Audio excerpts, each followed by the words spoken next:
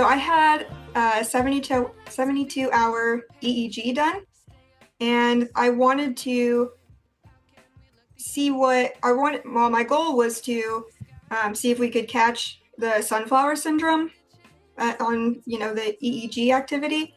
And I thought that I was just having these seizures in the sunlight or around a bright light, but it turns out that I found out that I'm having multiple seizures a day, and I didn't even know about it. And then I also have seizure activity when I'm falling asleep, as I'm falling asleep, and then also as I'm waking up.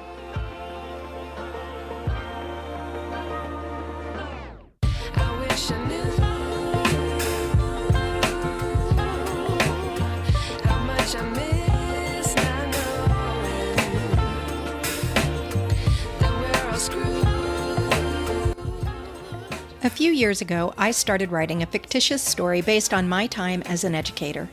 It is called Taught, and the story was partially inspired out of anger and frustration fueled by burnout. Okay, actually it was more than partially inspired by anger and frustration.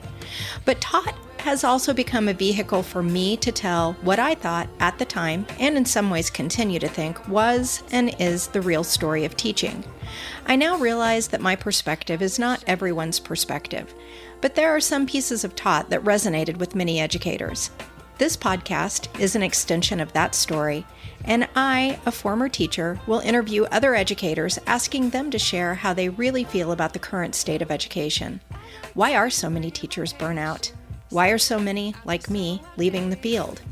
We likely won't solve any problems or come up with any solutions, but we can create a community of voices that maybe begin the conversation around how educators can take back teaching. I'm Melissa LaFleur. Welcome to Taught, the podcast.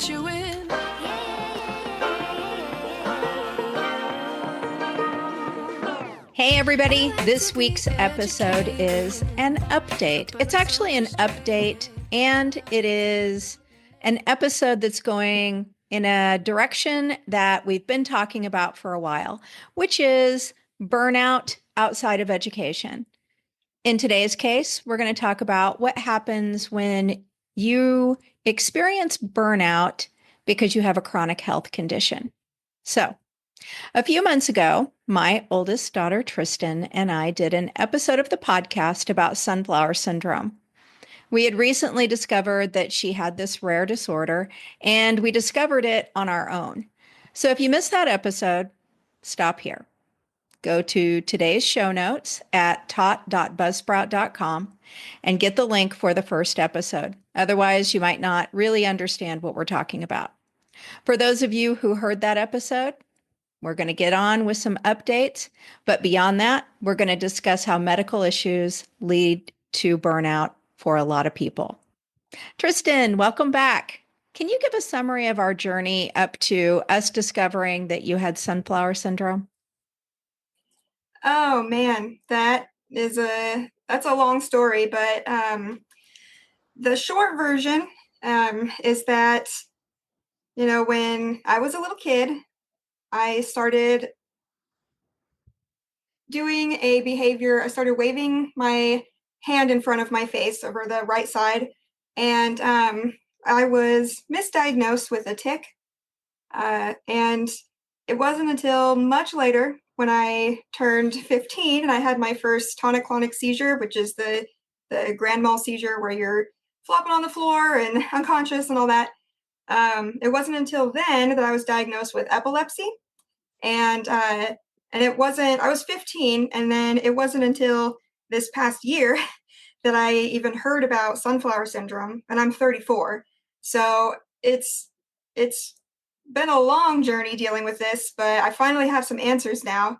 So yeah, it feels great. And sunflower syndrome, the waving my hand in front of my face is very stereotypical of that. And the reason it's called sunflower syndrome is because when I'm out in the sun or around a bright light, but usually the sun, I have an urge, a tendency to turn my head towards the sun like a little sunflower. And when I was a kid, I would do that outside and do the hand waving.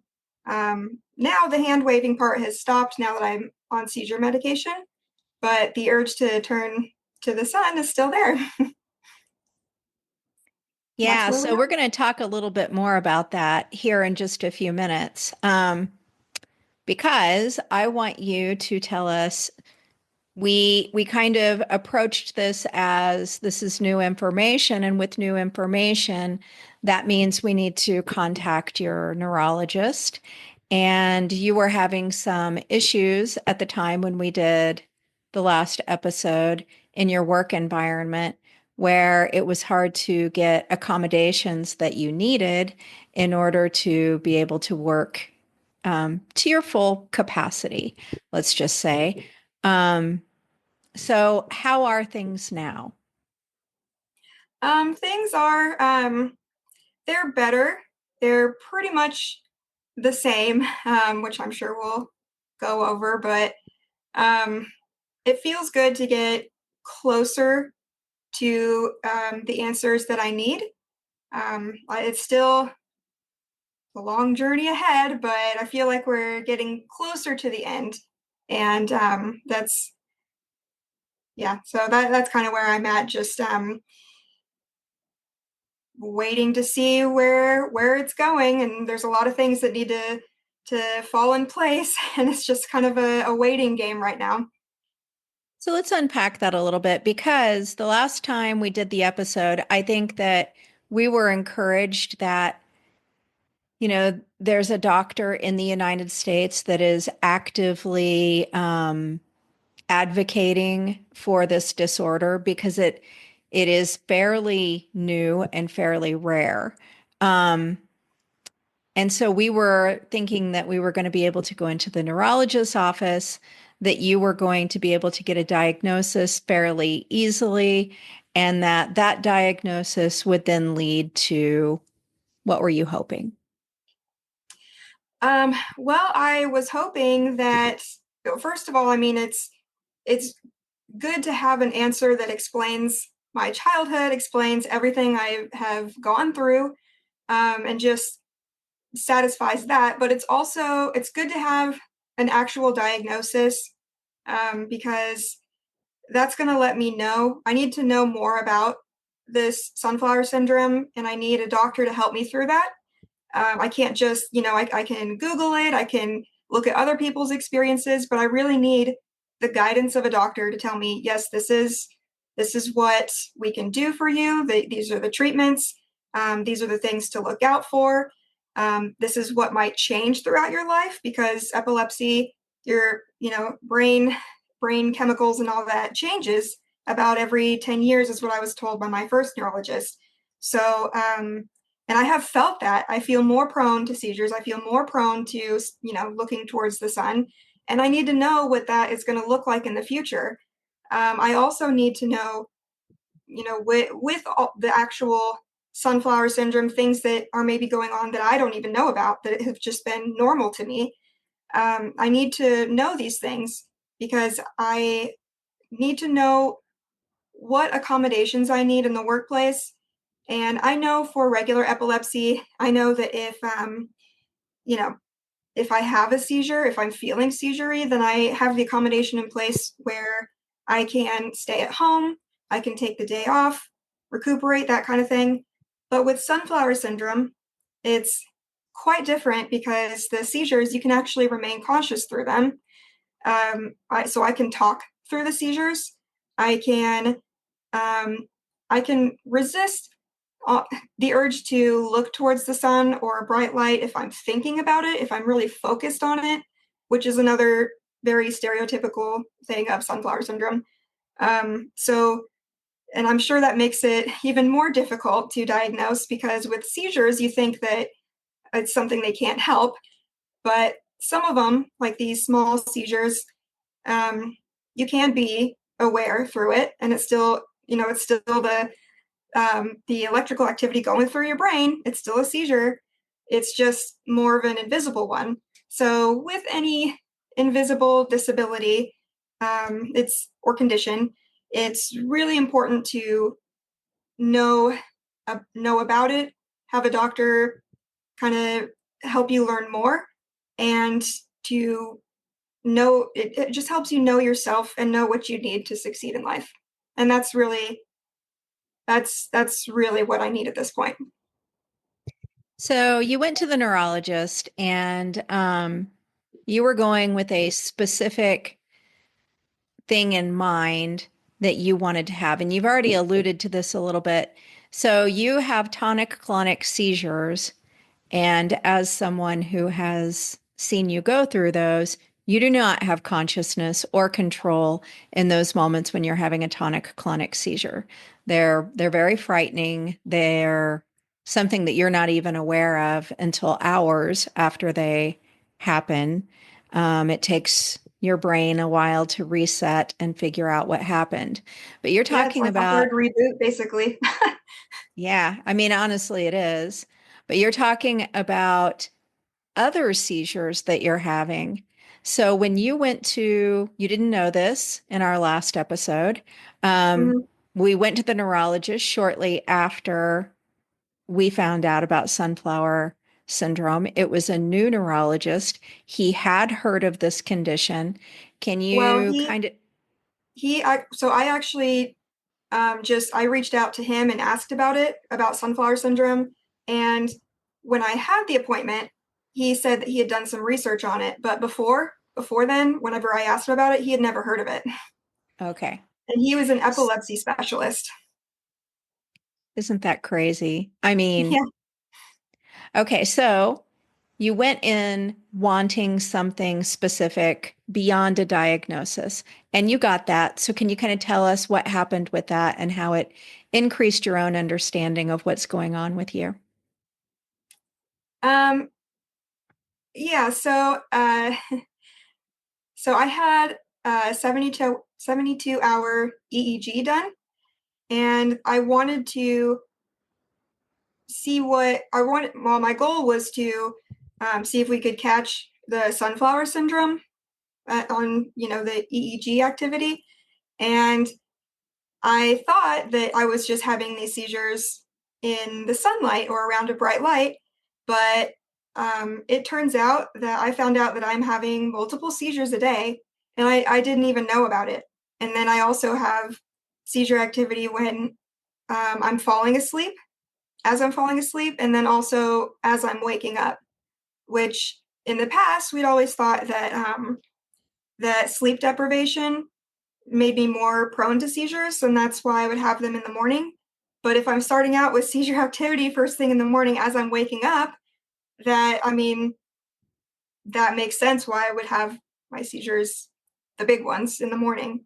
And it's crazy because I've had EEGs done in the past to diagnose me with epilepsy in the first place, but they were, only an hour long. I was in a controlled environment in, in the hospital.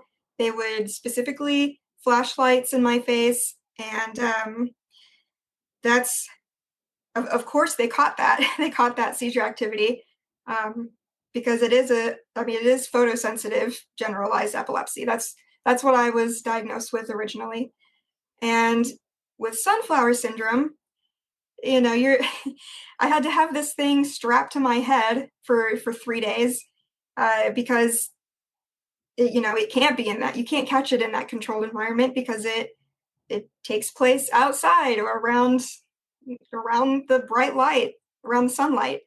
So yeah, but it was really interesting to know that I'm having several seizures throughout the day that I didn't even know about. And I know that I flutter my eyes a lot because of my epilepsy, but I guess I didn't realize that those were, um, I thought that it was seizure activity, or that it was something related to that, but I didn't realize that even when I'm indoors, even when I am not necessarily fluttering my eyes, I don't like catch myself, I'm still having seizure activity throughout the day that I didn't even know about. So yeah, I got more than the diagnosis for sure. Um, yeah, but I mean that's just one step closer to getting what I need because 34 years, and I have never known that I'm having those many seizures. And I wonder for our listeners who have sunflower syndrome themselves or have children who have sunflower syndrome, because I wouldn't have thought of this. You are the one that said, I think I might be having seizure activity outside of the tonic-clonic seizures. But it's different, but I can't tell you why. And you had, I think, read online somewhere about a 72-hour EEG. Yeah. Yeah, it was a video EEG. So they and I told them that it needed to happen. It needed to be something mobile that I could take with me. And they actually, it was difficult to get because I was my neurologist was on board with it. He told me that there was the technology existed that they could hook me up to the machine, and then I could just carry it around with me, and it would record video and it record the activity at the same time. And the process was of getting that was difficult because I called the company that had to schedule it to come out because it was not the same as the hospital. It was its own separate company.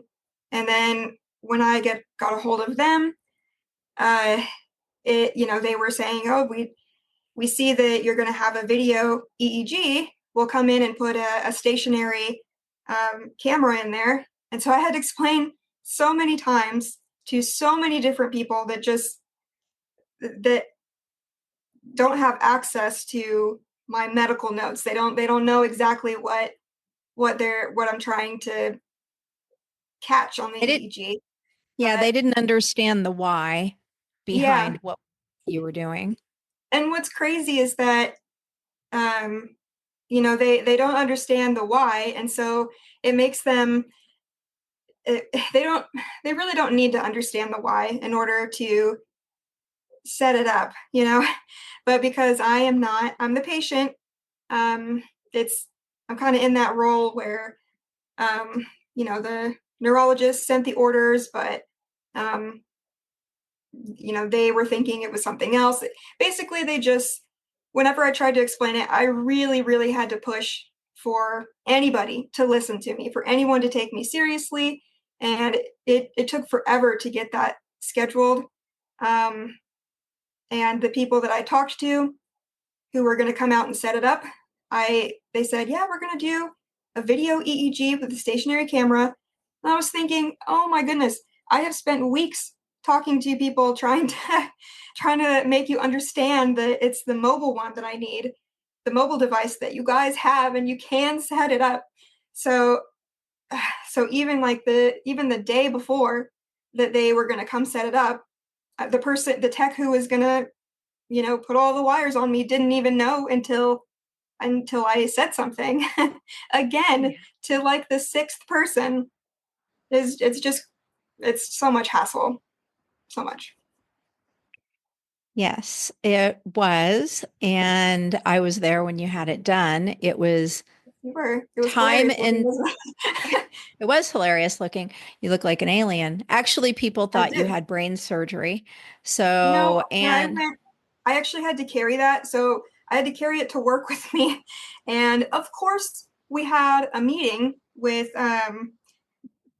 principals, superintendents, and I work in education, and am not I'm nowhere near the administrator level. So for me to be in there, like me, the lowly computer person, to come into this meeting, yeah, looking like I have had a very serious operation done, or looking like I am, something out of a science fiction movie.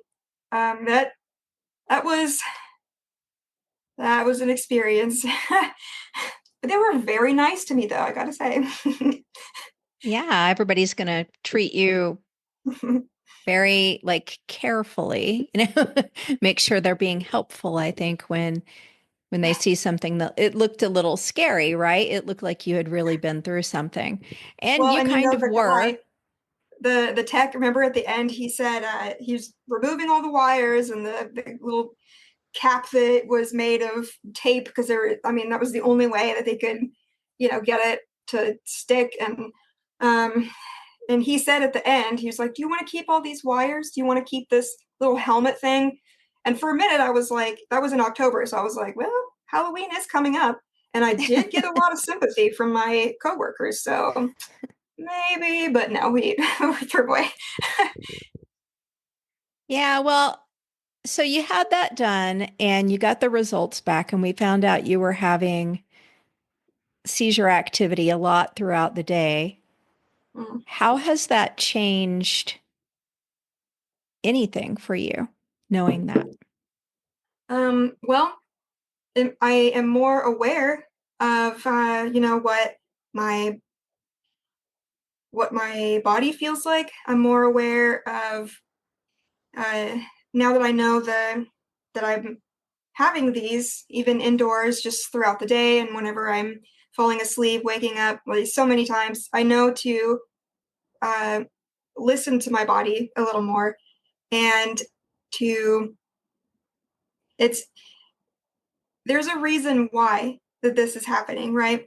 Which means that there is something that in my current treatment that is not working because this seizure activity is happening throughout the day.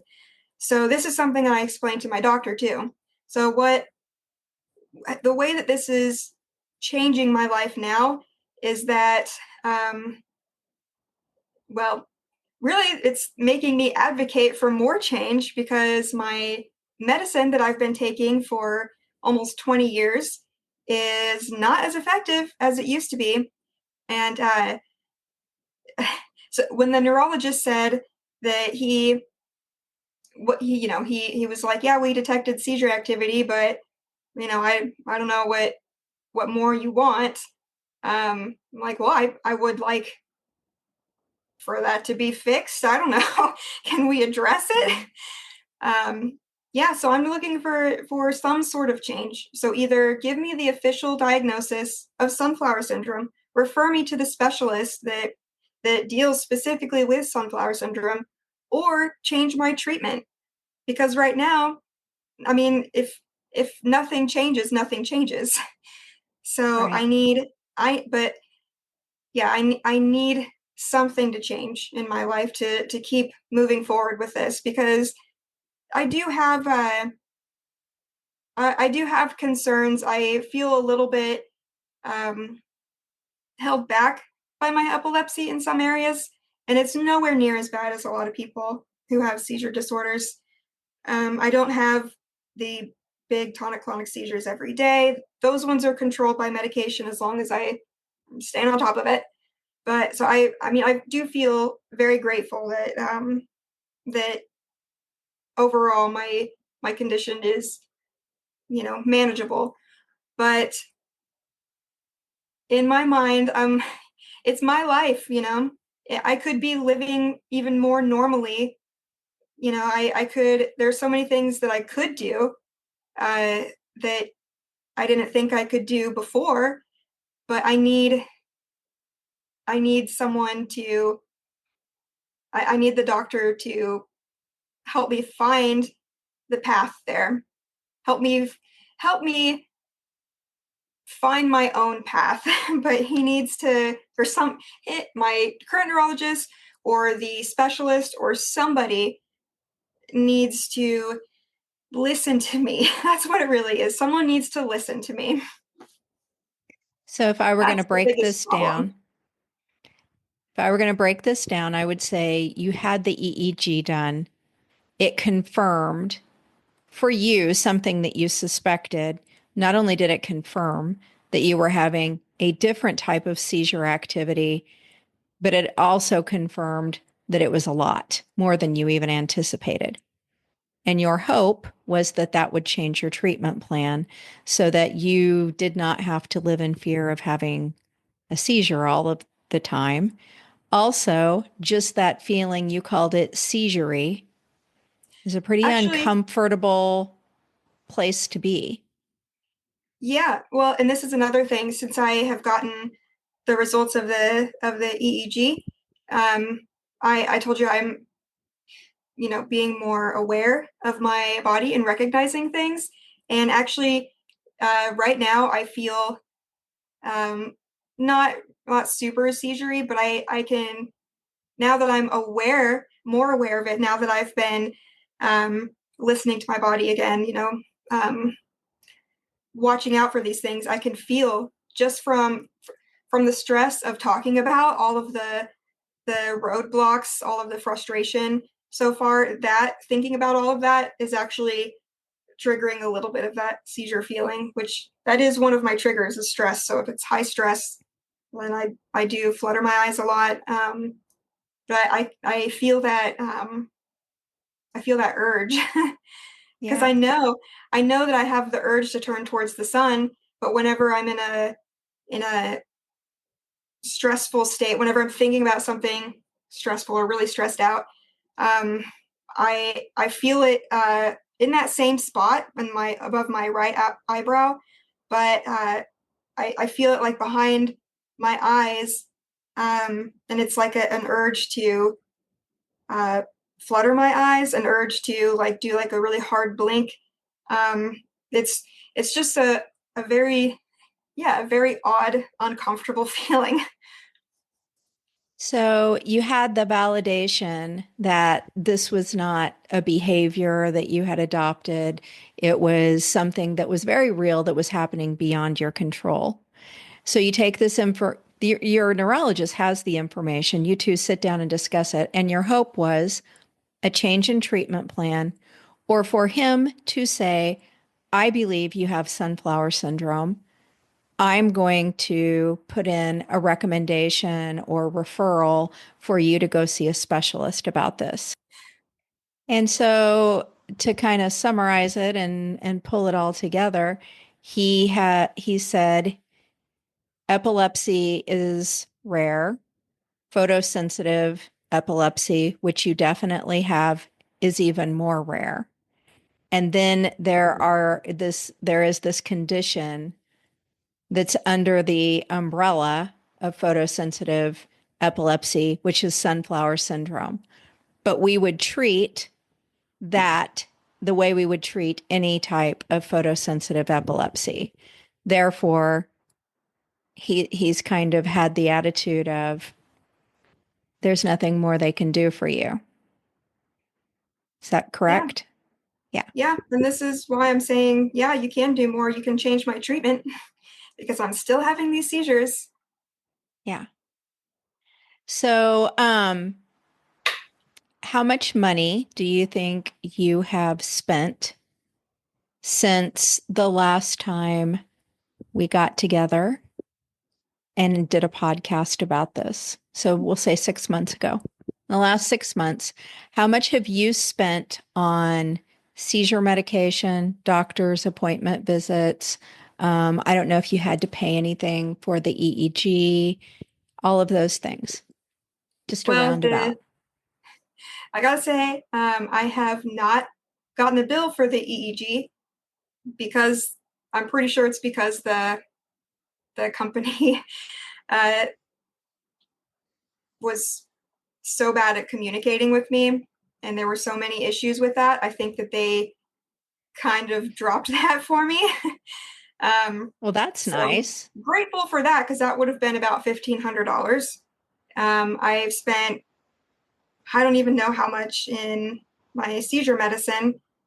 Um, yeah, I've a few hundred in the past, 6 months probably.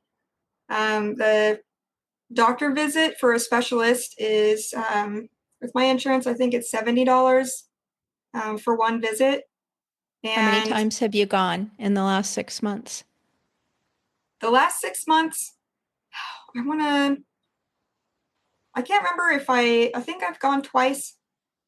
I have another one, or maybe just once. I have another one coming up next month because I'm really pushing. I am really, really pushing for a referral for my doctor to do something.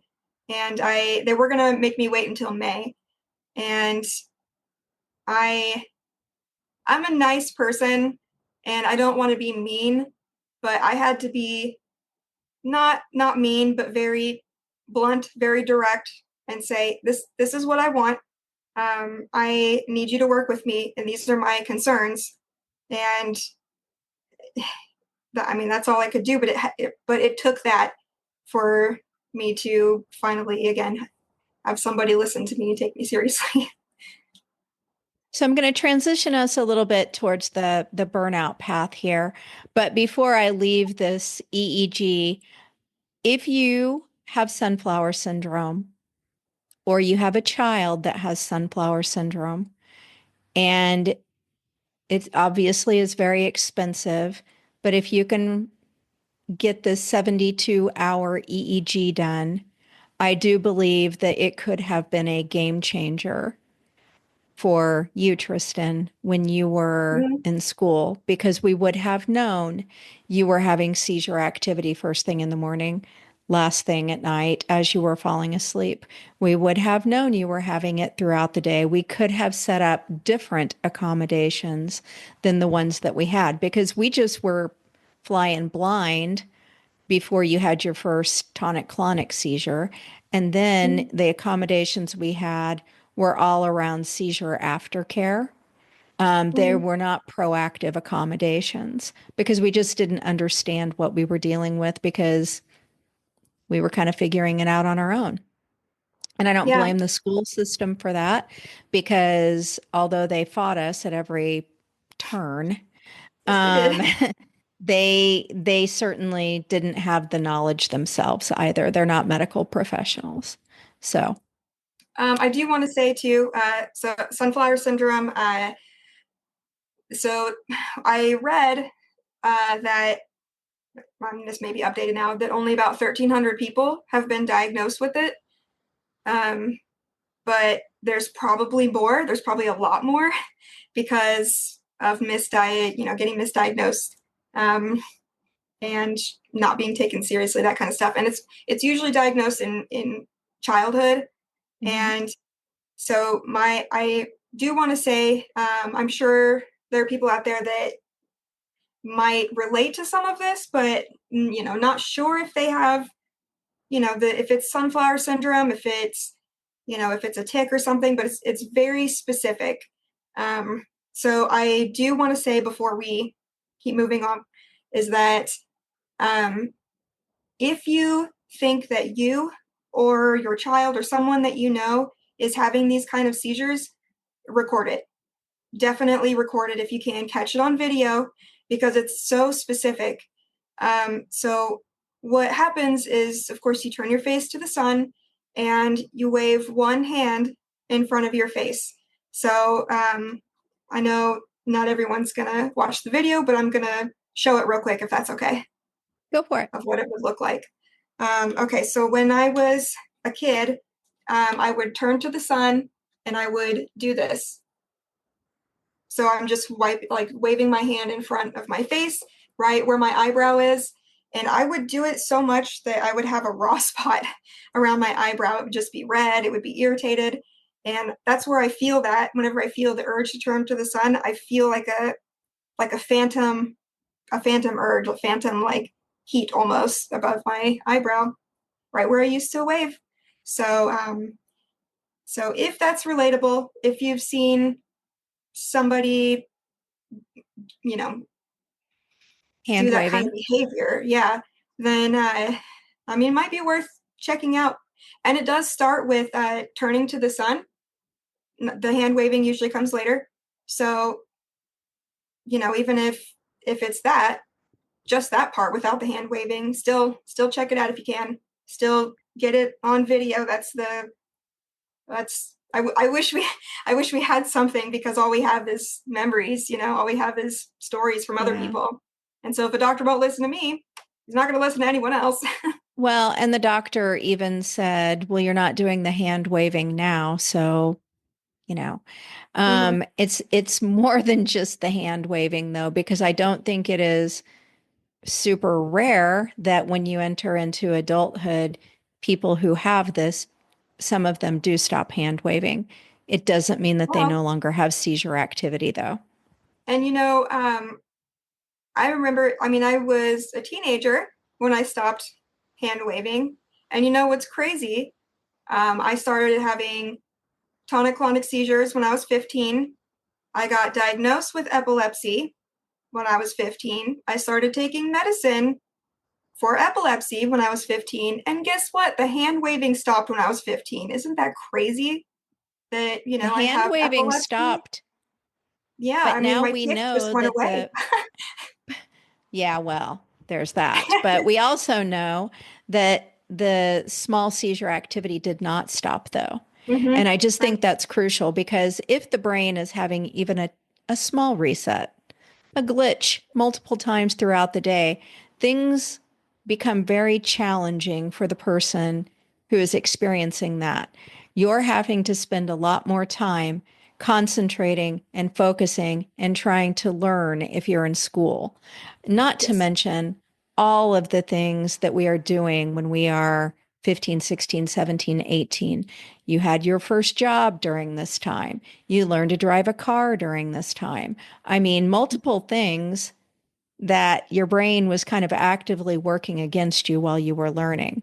So, and that's what we use our brain for is that function. It's I not will the only say thing we though, use it for.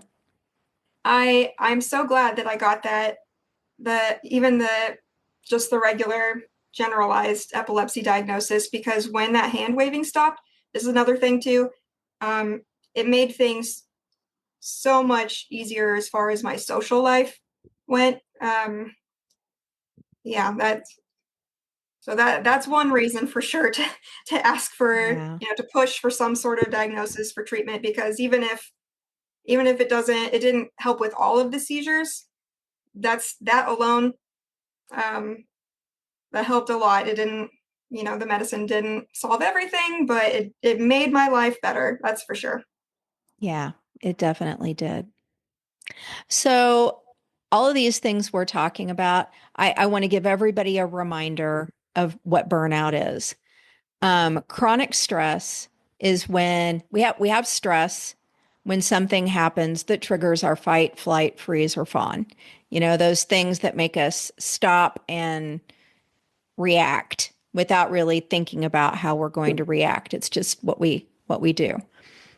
So you can have that happen once and have your reaction. But when you are put in that state over and over and over, when that is, you're being triggered over and over and over, we call that chronic stress. When you are in chronic stress for a period of time, eventually you're kind of staying in that heightened response mode. You are getting into, I think it's the amygdala, and kind of staying there way longer than you should be, which throws off so many things in your body chemically. It's not good for your health. It's not good for your mental health. And we end up in burnout when we get to that place where we've been there too long. And so, because we can't stay in that heightened response to a threat state 24/7, our body is trying to combat that.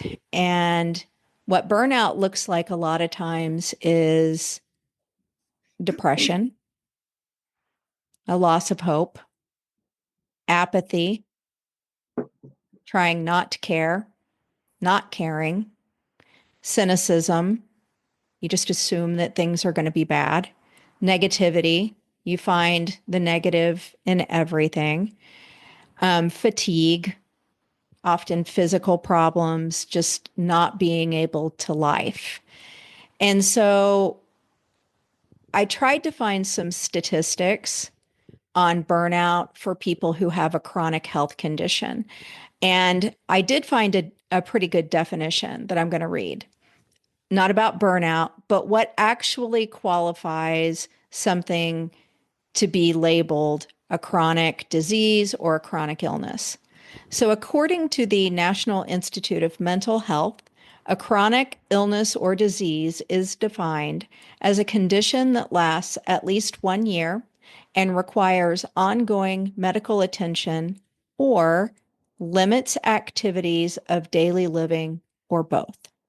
Examples of chronic diseases include autoimmune diseases, diabetes, cancer, epilepsy, heart disease, HIV/AIDS, hypothyroidism, multiple sclerosis, and pain.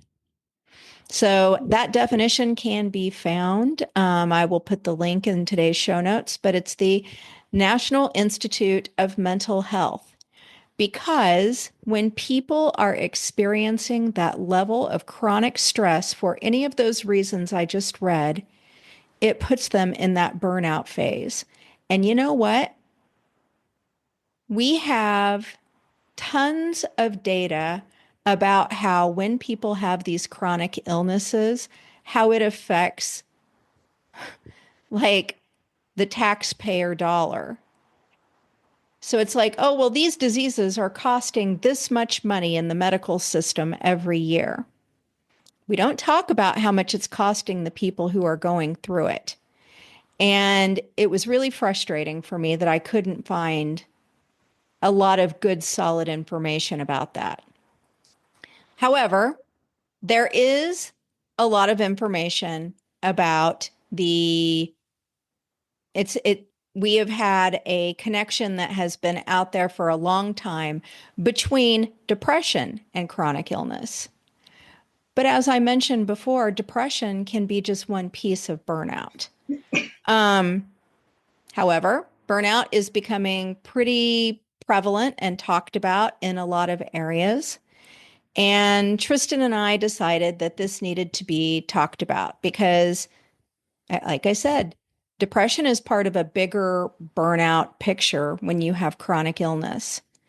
So there are all kinds of issues that people with chronic illnesses face, not just for a little bit. I just had the flu. It was, if I'm being honest, 2 weeks of hell. I ended up having to go to the doctor, get antibiotics. But at the end of the day, I was done with it. You said you're 34 years old. You have been doing this since you were 7. Mm-hmm. I'm a pro. That's a lot of years. Mm-hmm. So we're going to go through this. We made a list of areas that you have been affected by for way more than a year that other people aren't affected by. I mean, this is what you have to live with. And I want this information out there because if you're a listener and you know anyone with a chronic health issue, I hope that you will think about this the next time you're thinking about that person. So, first one that I have already brought it up, but let's unpack it a little bit more, financial issues. Can you tell us how your financial history is different than mine? I've never had a chronic health issue. What things have you had to pay for that I probably didn't? Well, I have had to pay for medical expenses. What kind Obviously, of medical? What yeah. kind of So, medical expenses? oh my God, all sorts. So my medication, I've had to pay for that. I've had to pay for so many doctor's visits. I've had to pay for the EEGs, which uh, had several of them throughout my life. I've had to pay for an ambulance before, which that's pretty pretty expensive. um, So, to and be I clear here, I just want to say that when you have a seizure, you're unconscious. And even when mhm, you regain consciousness, you don't remember.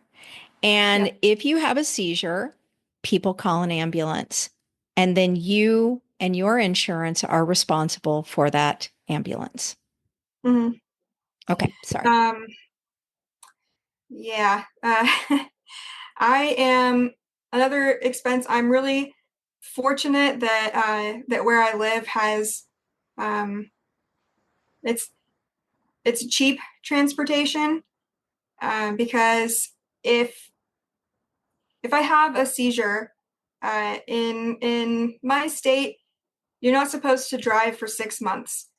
It's really hard to get to a job when you live in the Midwest in the U.S. where there's everyone drives because public transportation is fine, but if you work outside of your town, that's or if you work in a smaller town, I mean, you're not going to have that. And I can't afford to pay for an Uber every single day to get to and from work.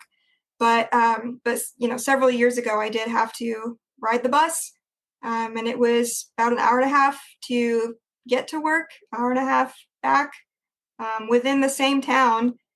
But yeah, so I would pay a little bit for bus tickets too, but so that was another expense. I've had to pay for, I guess, like related related doctor's visits. So there have been a couple times where I've had to go to urgent care, which is expensive, more expensive than a regular doctor. But I've had to do that because if I have a seizure, it's possible that I could have a concussion. And I don't want to go to the ER every time to get, checked for that, but I can go to urgent care. I also have been to urgent care because I bite down on my tongue so hard that I bit a hole in my tongue at one point and I had to go. I had to go to urgent care, and they, that was another thing where the doctor, I went in and said I would like some painkillers because I bit my tongue. I had a seizure and bit my tongue, and the doctor was like, "Oh, if you just use some like Oragel, like lidocaine stuff, that would be fine." And then I opened my mouth and I showed her my tongue, and she was like, "Well, maybe we'll give you some Percocet too." But it took that. It took me saying, "Look, here is my mangled tongue. Like here's the hole in it." For her to listen to me again. So, my next bullet point here is the social emotional piece. And you've already alluded to this, but I think a lot of this has happened within the medical community, like having to beg for something that you need, like Mm-hmm. Percocet, because you bit a hole in your tongue, and Mm-hmm. not being taken seriously. Um, can you tell the story about your birth control? Oh my God. Yes, I can. Okay. So, I had this experience a couple years ago where I had I'd had a cold or something, and I still had a lingering cough, and I knew that I needed to go get like antibiotics or a steroid or something to just help my body get over the last of it. So I went to the doctor for a cough. I literally went in just for a cough. And when you go in, the nurse comes in, takes all your vitals and stuff, and then make sure that your medication list is up to date, all that kind of stuff. So I told her that, when she said, "Are you still taking birth control?" I said no. She didn't really question it. The nurse didn't. And I stopped taking it because it was just giving me so many issues.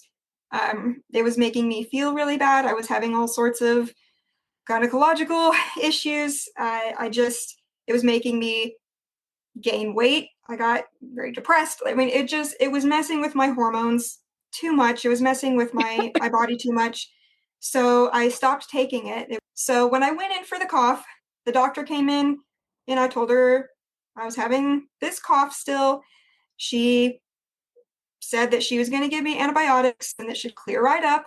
I was like, great, okay, visit over.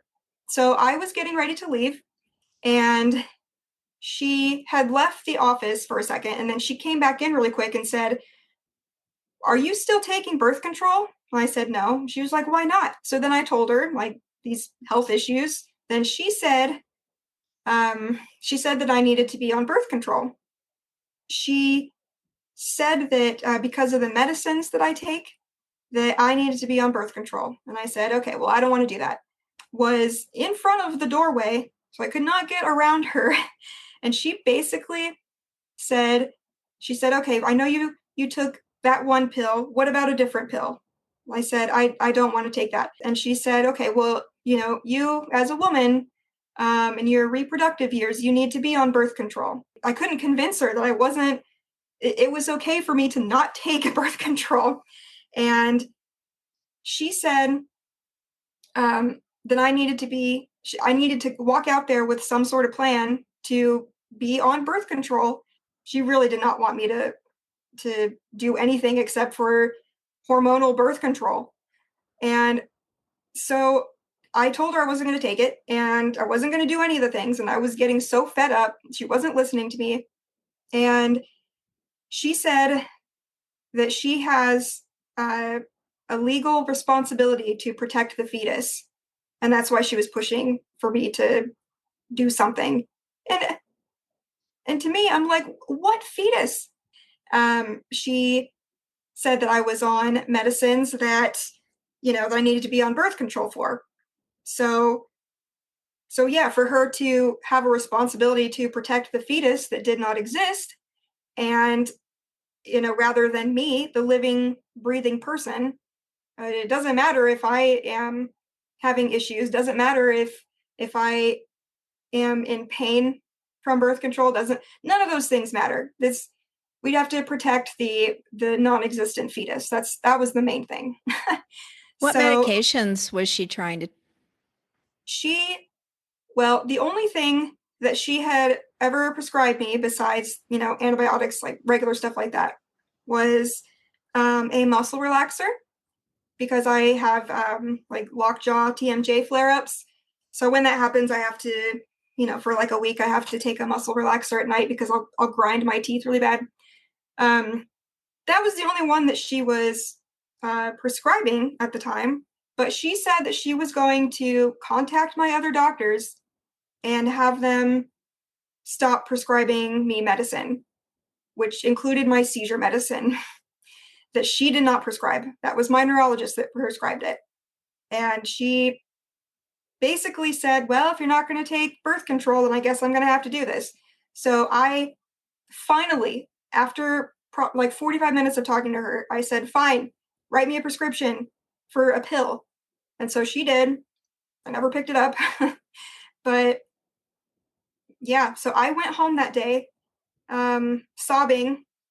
And when I got home, I counted up my seizure medication. I counted up all the pills I had and thought maybe, like, was thinking of how far I could stretch it out, how long I could make it last. Maybe if I cut them in half and just, avoided the sun. Maybe if I did something, if, I don't know, anything that I could do to not have seizures, because she was going to take my medicines away. And then I wouldn't have, those were my two options, birth control or no seizure medication. And I mean, that was the first time that I really experienced the panic of not having control of my, the decisions for my own body, because it was going to affect other things in my life. It wasn't just about, she said she was going to protect the fetus, but it wasn't even about that. To me, it was not having control over something that affects every aspect of my life. So not even a fetus, not a baby, nothing. She was going to take my seizure medicine away. You said this was the first time. Has it happened again? Yeah. I mean, I would say this whole process, the past several months has kind of been not that bad, but it's kind of felt similar. Just that feeling that someone else knows what's best for me, someone else who has never lived my life, someone who doesn't know me, someone who doesn't even know that, like, what my problems are unless they read my notes again because they already forgot who I am. Somebody like that is making decisions that affect my entire life. And I feel like I have no say in it unless I scream, and then maybe someone will hear me. Yeah. And it's not just the medical community that has all the power and gets to decide what's best for you, regardless of what you say. Because I know you've had some issues in your workplace, and I know you don't bear any grudges towards them, but can you talk a little bit about some of the things that people who have a chronic illness face as far as their employers that the rest of us don't? Uh, yes, but I do want to say something about the birth control first. Because I'm sure that other women probably have experienced similar things, but just if anyone else relates to this, just so you know, just so everyone knows, a doctor cannot take away medications that another doctor has prescribed. They cannot talk to that doctor without your permission to make any changes on your behalf. They cannot do that. That's very illegal. They have a legal responsibility to treat you as a patient first and foremost. That's it. They have to treat you first. And I only realized all of that because I called. Well, it was actually one of my neighbors, one of my friends that saw how distraught I was, and he works at a pharmacy.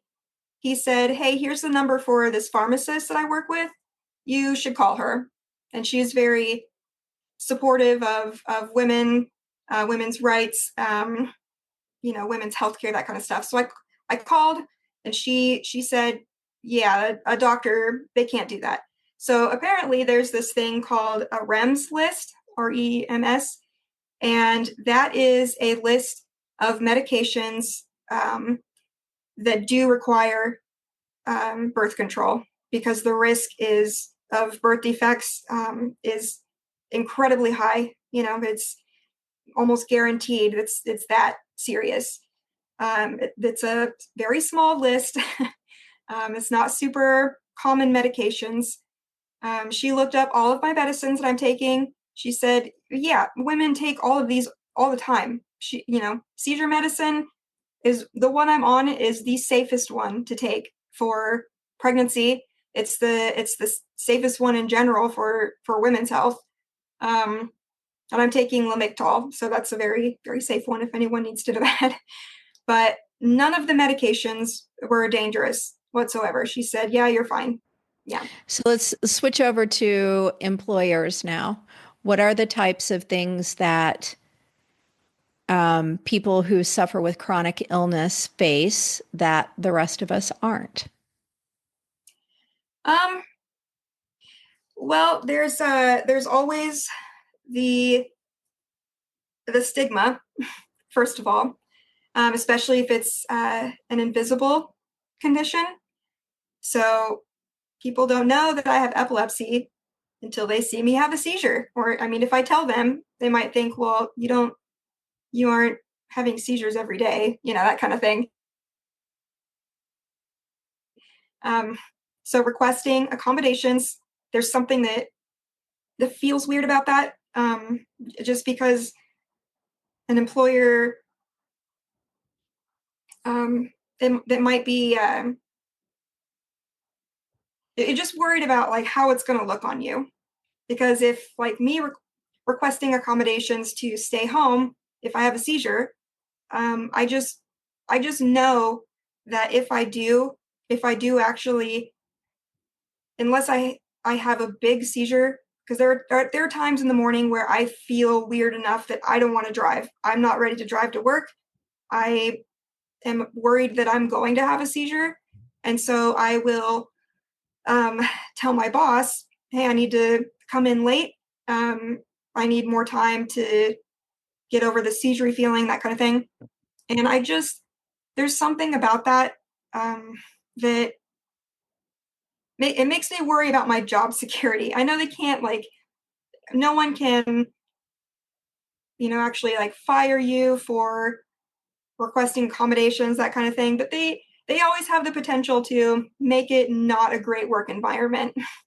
or to have that eye on you where they think, I think maybe you just don't want to work as much, and that's not what it is. It's that I'm afraid if I get on the road that I'm going to have a seizure and I don't want to find out.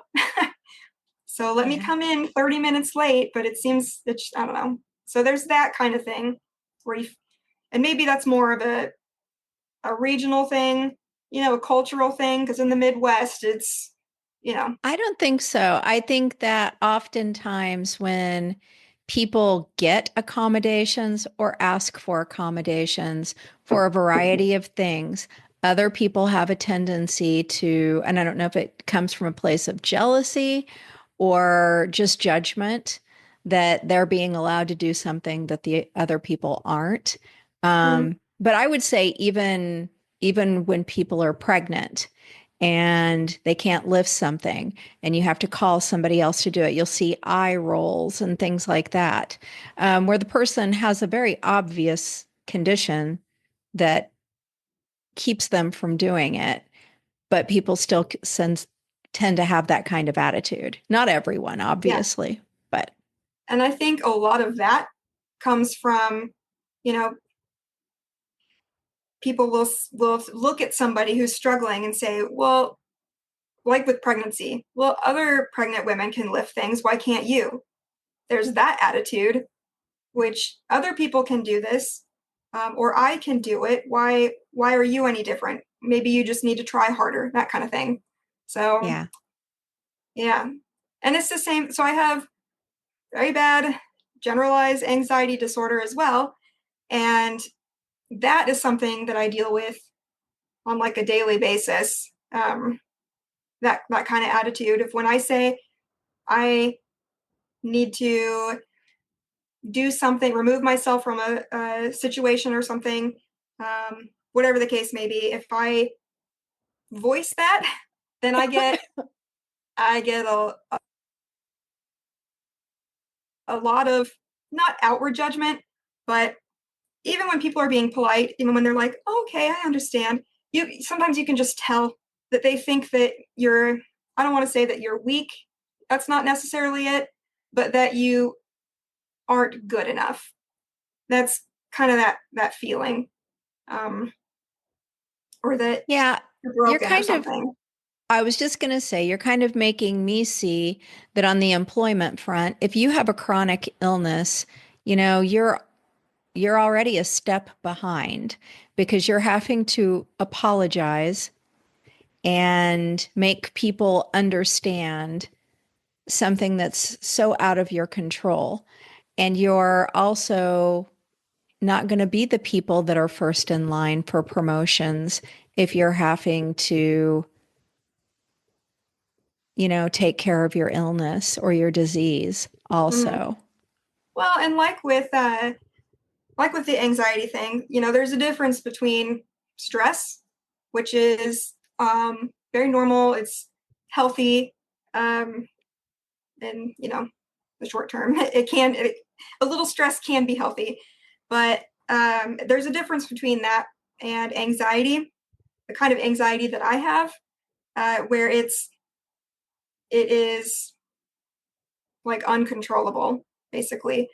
And I, so going back to um, that kind of stigma thing, um, I can't tell you how many times that if I say I have like really bad anxiety, then other people are like, yeah, I get stressed a lot too. Like, I don't think you understand. When I was growing up, it's better, a little bit better now, but when I was growing up, this, we would go out to a restaurant. I would be so anxious that I, would eat like 2 bites and then go get sick in the bathroom just because I was so anxious. My stomach was just constantly upset.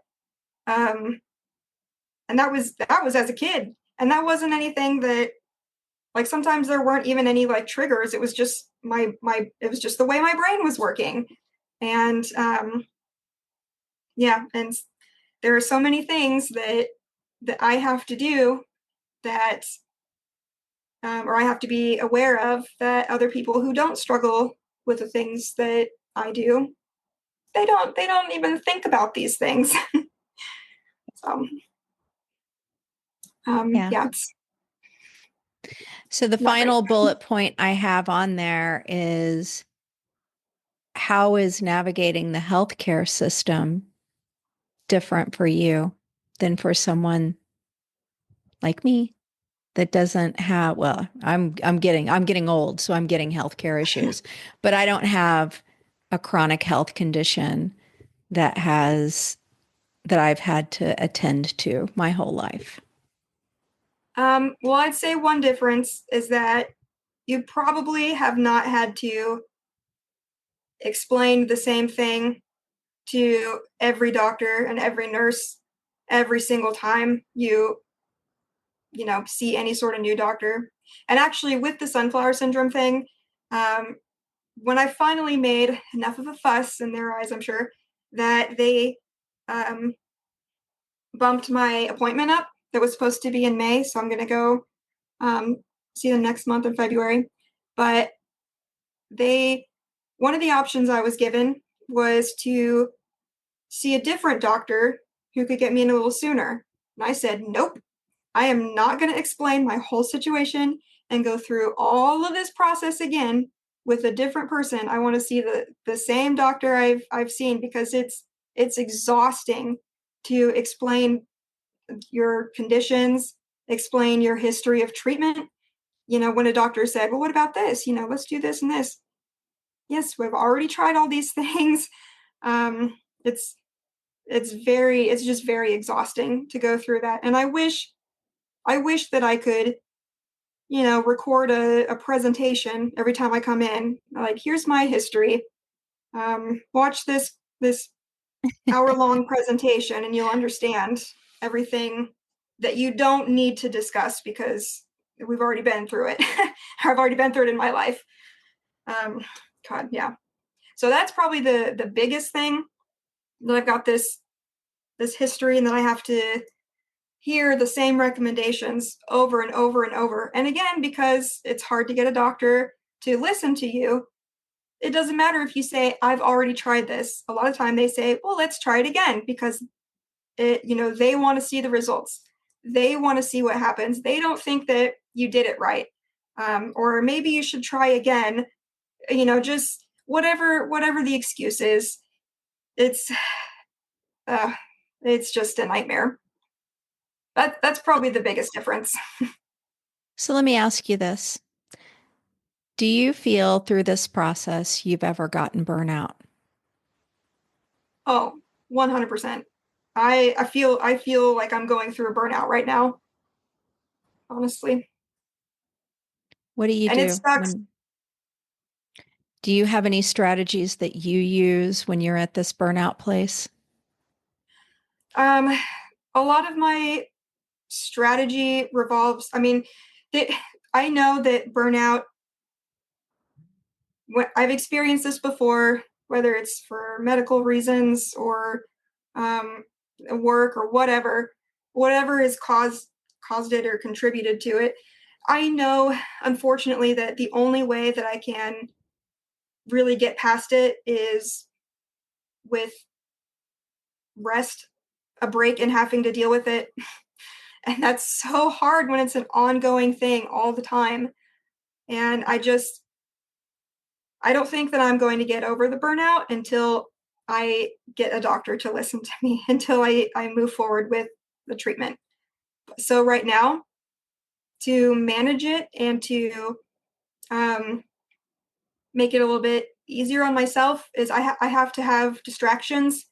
I have to make sure that I'm in a good, sleep routine, which, they'll say, this is another thing. Doctors will always say, how's your sleep? How's your diet and exercise? Diet and exercise and good sleep is not going to cure my epilepsy. It's not going to cure my anxiety. The issues that I'm dealing with, they're going to help. I know that they do help because I've tried them. I do feel better when I'm eating well, when I'm, getting some exercise in, that kind of thing. But the problem does not go away. It is not cured. Yeah. It's not enough. So I have to find ways myself to deal with things. So um, For me, having projects to focus on is really helpful. Um, so like I like to do crafts and stuff, so I like to knit and write, just small things that just kind of give me something to do. I really like doing something with my hands, like knitting or crocheting, because I part of the burnout is that I am dealing with this so often, like an everyday thing, and I'm dealing with so many other things that my brain does not have time to process all of the emotions behind it, and it doesn't have time to process a solution or how to move forward. So when I'm doing something with my hands, I'm knitting, that kind of it gives me enough space in the back of my mind to, subconsciously kind of go through all of the things that I'm dealing with. Um, but Gives you that ultimately though, process time. Yeah. yeah, but ultimately I know it's just going to take rest to fully get over it. It's going to, I mean, the same thing that causes burnout in the first place, you have to remove that from your life in order to get past it, right? Or you have to change it in your life. So if someone's really burned out at work, which is also I'm dealing with that as well. Well, that's a different story. But people that deal with burnout at work, you need a break from work. You need to remove whatever is causing that, or else it's never going to get better. I think that's what makes having a chronic disease or illness so hard though, is Yeah. that you can't remove that. So what's your advice for anybody out there that has a chronic illness that is just burnout from the doctors not listening, from the medication and the side effects, from the judgment from the people around them? What advice do you have for them?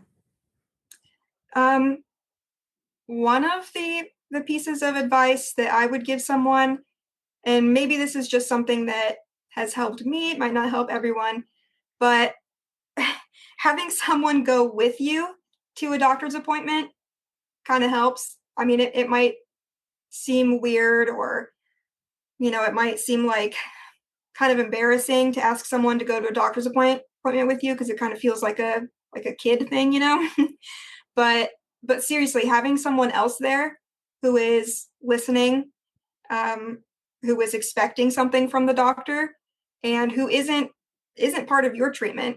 There's something about that extra pressure that, you know it kind of makes doctors listen a little bit more. Um, but even then, it might not get you where you want to go, but it does help, especially if the person has a very stone cold face. That helps a lot too. Just saying. I'm going to piggyback on that and say, so two things I've heard you say: sleep, prioritize Mm, your rest. And now I'm hearing you say support. So, especially with a chronic health condition, um, you need support. yes. And so I'm in Portugal, you're in Kansas, but Tristan did for this first neurologist appointment. She just FaceTimed me, and I was just, there and on speaker and hearing everything that was being said. If you don't have someone right there or someone available to go with you, or even somebody available to FaceTime, I would say record the appointment. Tell the doctor, I'm going to record this so that I don't forget anything. And then have someone sit down with you and go through it with you. Mm. So you can still have that support, just maybe not in real time. That's a good idea, because there are times um, when I've gone to a doctor, and the way that they tell me things makes me feel like, great, finally, I'm going to get like the treatment that I want. And then they make me feel that way in the moment. But then Mm-hmm. whenever I leave, by the end of it, I'm like, I it doesn't feel like we addressed the things that needed to be addressed. Yeah. And having a second set of ears go over that with you can be an amazing thing. Mm-hmm. Yep. Tristan, I want to say thank you so much for being willing to come on here and do this a second time. I do think it helps every time we get information out. Anything you want to leave our listeners with today? Yes, for anyone who has a chronic illness, for anyone who doesn't have a chronic illness and just feels unheard, advocate for yourself. 100%. Get loud if you need to. You do not have to be nice to everyone, but you deserve to be heard. And you're paying those people. You That's are right, yeah. paying them to for them to listen to you. So I always remind myself of that when I go to the doctor. This is my time slot. I'm paying for it. So it becomes hard to have a voice sometimes in those situations. But you're not there to make friends, right? You are there to get answers oftentimes. So. All right. Thank you so much for coming on. Thank you for having me again. I wish I knew.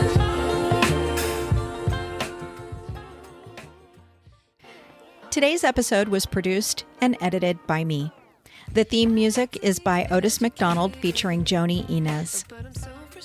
If you know someone who might enjoy these conversations, please share the podcast episodes as much and as often as you can. It's as simple as copying the link you use to access today's episode and sending it in a message or sharing it on social media. I'm a small independent operation, and your shares broaden our audience. Perhaps you or someone you know will be inspired to talk about teacher burnout. If you would like to get your voice on my podcast, contact me via the link on my webpage, taught.buzzsprout.com. Coach, speaker, and author Rashid Ogunlaru said, "It may take many voices for people to hear the same message." Join me in being one of the many voices rising up to get the message out around educator burnout. This is Melissa LaFleur. Thank you for listening to Taught, the podcast.